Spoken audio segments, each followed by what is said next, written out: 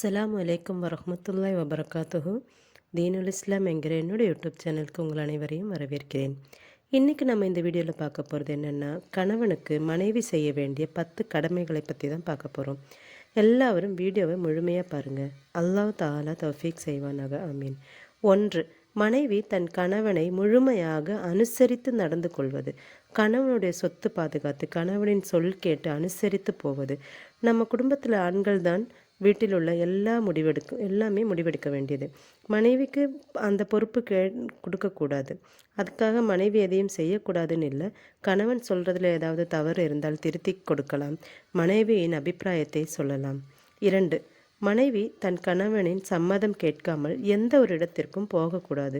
ஒரு நோயாளியை பார்க்க போனாலும் சரியே, தனது கணவனின் அனுமதி இல்லாமல் வீட்டை விட்டு வெளியே செல்லக்கூடாது.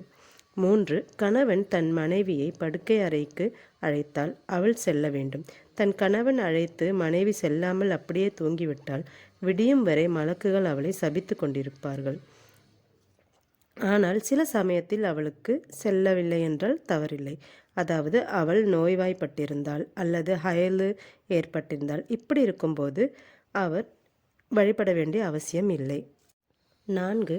கணவன் தன் மனைவியிடம் சுன்னத்து நோன்பு வைக்கக்கூடாது என்று சொன்னால் அந்த நோன்பு அவள் வைக்கக்கூடாது. கணவன் வீட்டில் உள்ள நேரத்தில் சுன்னத்து நோன்பு வைக்க வேண்டும் என்றால் கணவனின் அனுமதி வாங்கியிருக்க வேண்டும். ஃபர்லு நோன்பு என்றால் கணவனின் அனுமதி தேவையில்லை. 5. கணவனின் பிள்ளைகள், சொத்து, வீடு இவையெல்லாம் நல்லபடியாக பராமரித்து கொண்டு செல்வது மனைவியின் கடமையாகும். பிள்ளைகளை நல்லபடியாக வளர்க்க வேண்டும். 5. கணவனின் சம்மதமில்லாமல் அந்நியர் யாராவது வீட்டிற்கு வந்தால் உள்ளே அனுமதிக்கக்கூடாது. யாராவது வந்தால் கணவனுக்கு அழைத்து இன்னார் வந்திருக்கிறார்கள் என்று கூறி அவரின் சம்மதத்தில் மட்டுமே வீட்டினுள்ளே அனுமதிக்க வேண்டும். 7.